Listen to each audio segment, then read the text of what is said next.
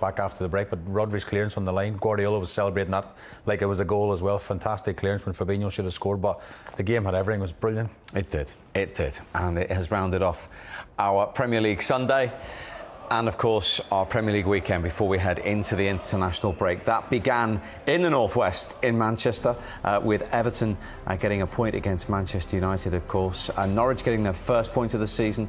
Chelsea returning to winning ways. A first win of the campaign for Leeds as well. Back-to-back wins for Wolves, and 10 points out of 12 now for Arsenal. They got a 0-0 draw at Brighton. Earlier on today, Leicester let a 2-goal lead slip, 2-2 at Palace. Huge result for Spurs after 3 straight defeats, beating Aston Villa by 2-1. Real drama at the London Stadium. A late 94th minute winner for Brentford. They've done it again. 3 wins in the Premier League for the new boys.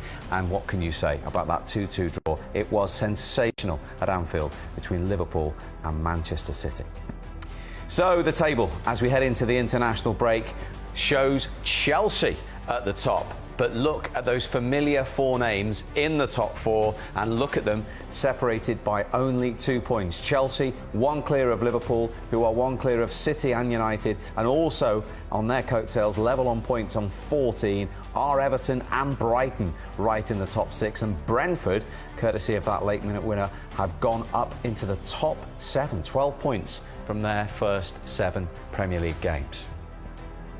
As I say, Norwich got their first point on the board, but Norwich, Newcastle, Burnley and Southampton, 4 teams still to win this season, and Burnley and Newcastle are with Norwich currently in the drop zone.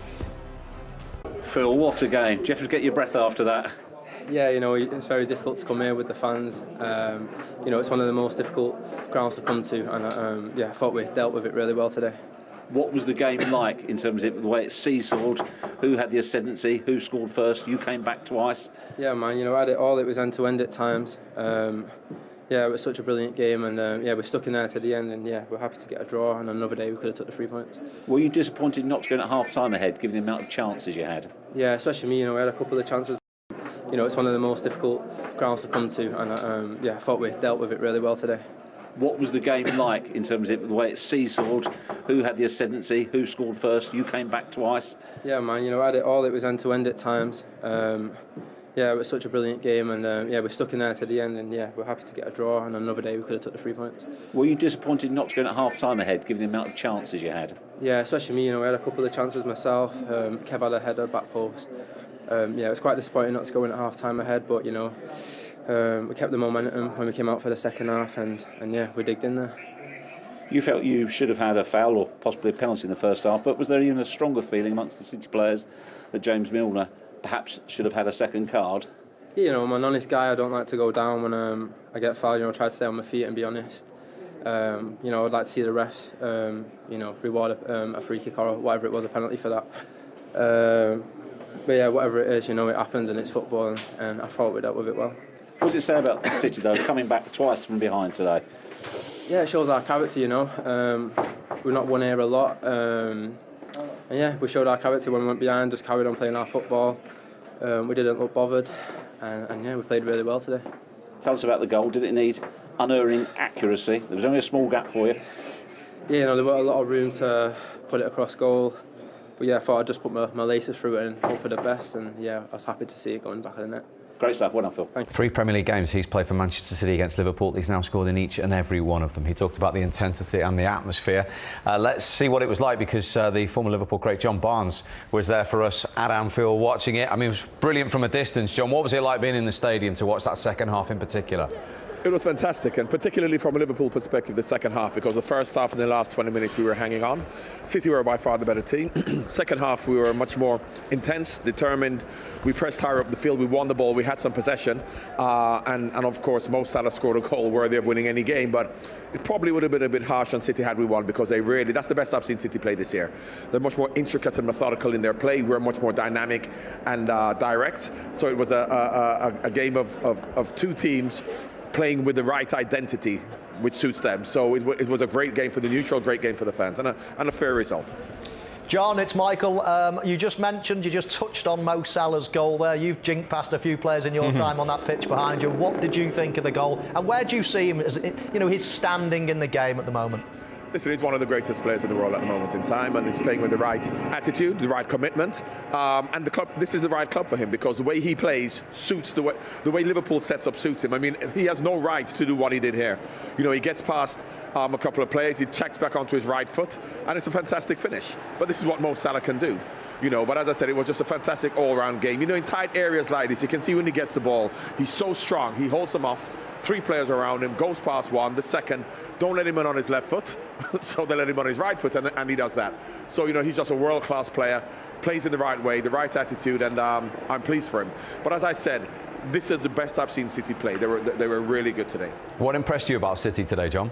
With their composure, because Liverpool like to press high, they like to press hard, and it's difficult to play out from the back or play the game that City played when you played with against a team like Liverpool, who really put you under a lot of pressure. But they played through the lines, they played with composure, they got into good positions. Fantastic. That's the best I've seen them play. And of course, there's somebody standing to my left now who probably one of the best players in the world. And I think he's going to come in, Kevin De Bruyne, who had a fantastic game. Brilliant, John. Thank you very much indeed for now. The intensity of City, that's interesting. John says the best they've played. Yeah, yeah. I think that's we said already about the intensity that both sets of players. I think we can't really single out a single player today. They gave everything to the cause to both shirts. But I think City, we said before the game, the quality they have on the ball, the intensity. I think that's how Pep Guardiola demands off his team.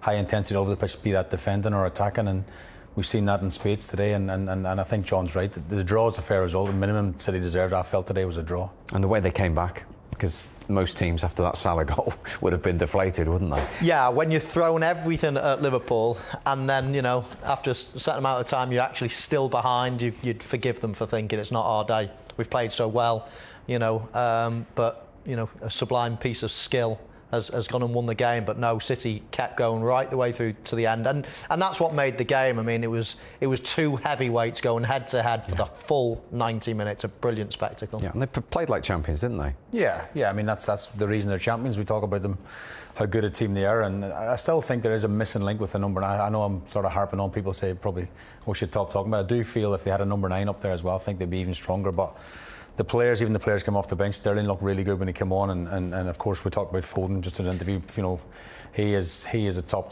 player, and great game today. I think for me, probably man of the match for Phil Foden today. Yeah, simply loves playing against Liverpool, doesn't he, Phil Foden? He does. I have to agree with Shay. I know Mo Salah scored one of the goals of the season so far, but I thought Phil Foden was tremendous right from minute 1 right to the end. Scored a goal as well, created chances, give Liverpool problems down that left-hand side. I thought he was exceptional.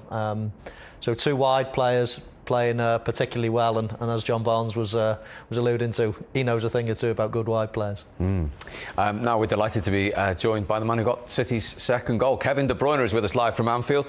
Kevin, good to see you. Thank you very much indeed for joining us. We're breathless just watching that. What on earth was it like to play in? It was quite intense. You know, I think we played really well in the first half. In the second half, I think Liverpool found a better way to press us.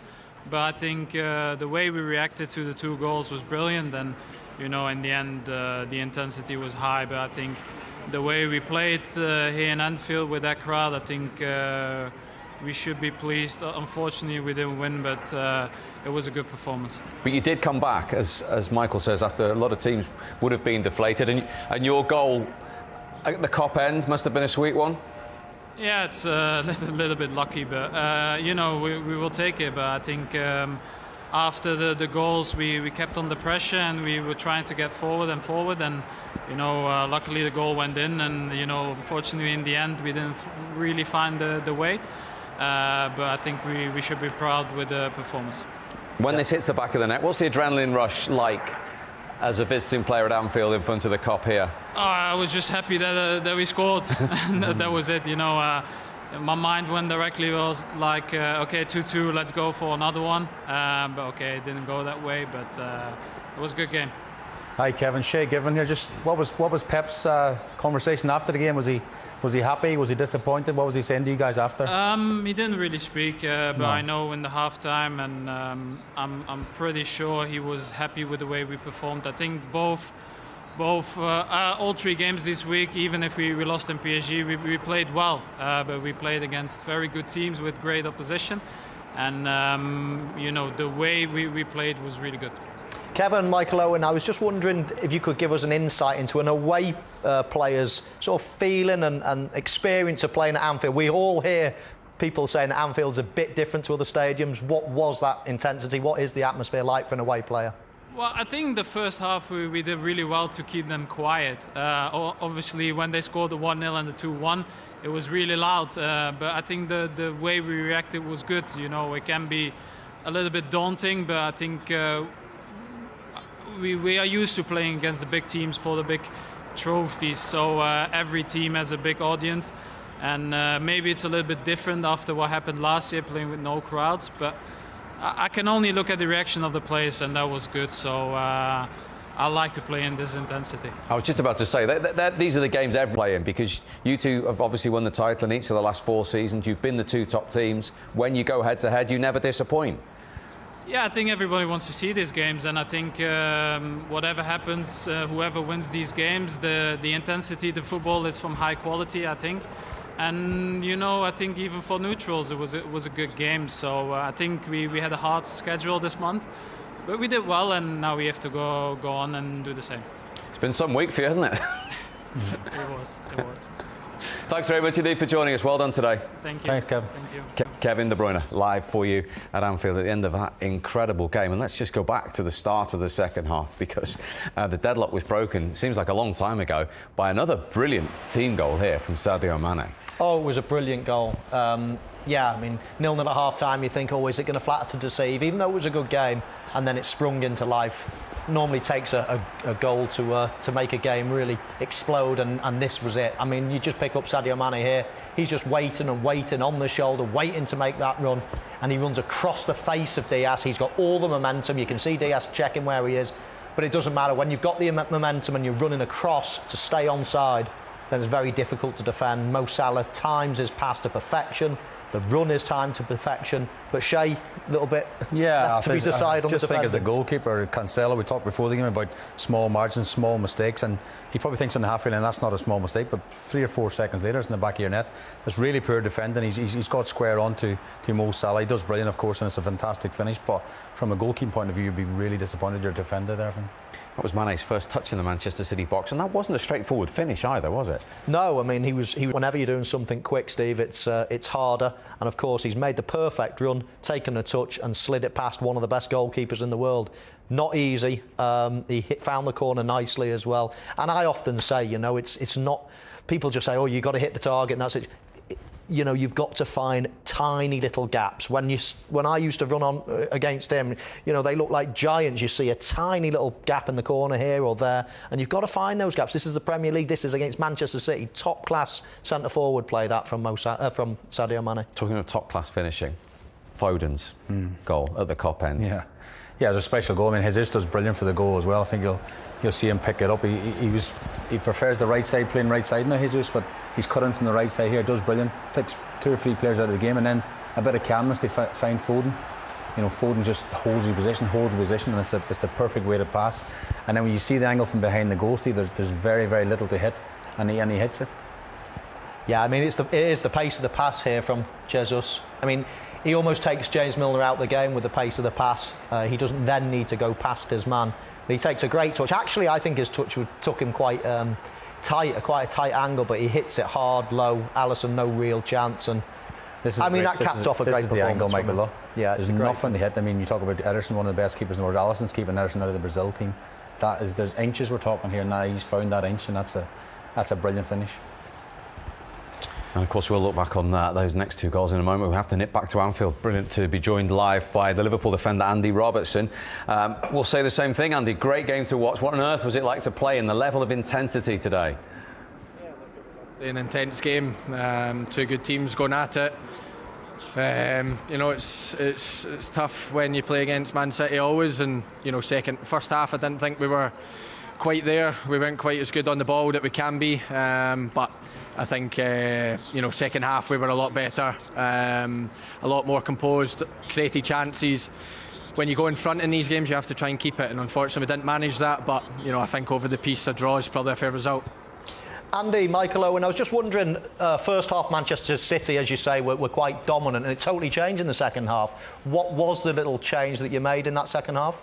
You know, we knew they were going to come and press, but I think the first half we didn't quite outplay that press. You know, we weren't maybe as composed on the ball as we can be, and you do, when you do that, you know, you can kind of get through them sometimes, and we managed to do that. I think in the second half our press was a lot more aggressive as well.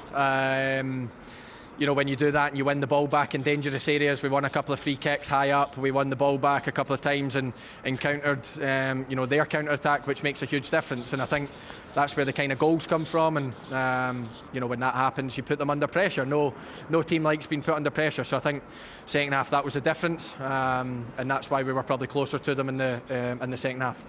Andy, Shay Given here, just from my Man City head on, do you think James was a bit lucky, James Milner, to stay on the pitch? Because Guardiola was going mental on the sidelines. I don't know if he was near you, I think, at that time. Nah, not a booking for me, Shay. My God, it's like, it's one of, for me, you know, honestly, obviously Millie got booked in the first half, but it's one of the games that, you know, I think the ref, you know, done well in terms of the whole game. I think tackles went, you know, he kind of let tackles go without bookings in either team. But of course, when somebody is on a booking, it gets heightened. But you know, for us, I think that was his first tackle after the booking, and maybe I'm a wee bit old school in that I don't think every tackle should be a booking. But of course, I'm going to say that. I can maybe see why they're annoyed, but you know, for us, I don't think it was a second booking. And then obviously, you know, we kind of react on that because I think Millie was definitely on his last warning at that point, and then, you know, we could manage to bring Joe Gomez on.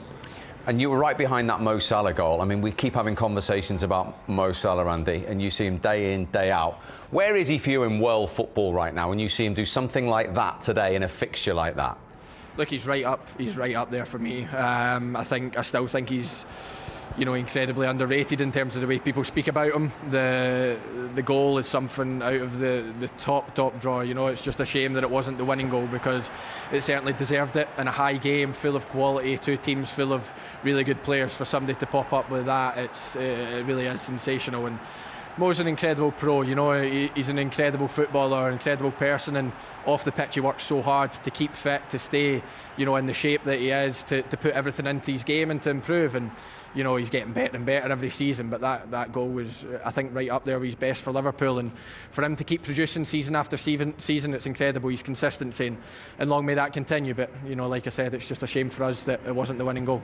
Indeed, but what about the atmosphere at that point inside Anfield for a game where you're going head-to-head again with the only other team to win the title in the last 4 years? You know, last season, I think every team missed their fans, you know, no more than us. You know, at Anfield it can be an incredible atmosphere, and you know, the noise that was made throughout the game. But you know, obviously when that goal went in, I think it heightened. I think everyone was in shock. But you know, like I said, I just wish it was a winning goal, but we didn't quite manage to hold on, and that's a disappointment from our point of view. But look, the fans always stay with us. They're incredible, especially here away from home. You know, our away end's always packed, and you know, we never ever take that for granted. It's incredible the support you receive from this club, and that's what gives us an extra yard. And today they stuck with us during a tough first half, and second half they pushed us on. And you know, like I said, it's been great to get the win for them, but you know, there'll be hopefully a lot more good days and nights here, and you know, we'll need them this whole season. Indeed, I understand that. And just finally, sometimes when you're playing against your rivals, is it important in these games, particularly at home, not to lose it with the fine margins later on in the season? Yeah, look, you know, there's that many people in the race just now, but of course, you know, usually if you finish above Man City, you're doing not too bad, and you know, at the last standing. So, you know, when you play against them, we always go into games, especially at Anfield, to win. We want to stay on top, and you know, when you do get the lead in these games, we probably needed to see out the game a wee bit better. But like you said, it's important. If you don't win, then it's so important not to lose. You know, you don't want them gaining any ground, and by, you know, kind of making it honours even, you do that. So it's important now we try and kick on. You know, it's been a start where everyone's there, here and there. It's always kind of like that the first 7-8 games, and now it's going into a point where, you know, you get a run of games, and when you do that, it's important that you're consistent, you keep picking up points, and then it starts opening up a wee bit. Great to talk to you again, Andy. Really appreciate it. Thank you very much, guys. Thank you. Cheers, guys.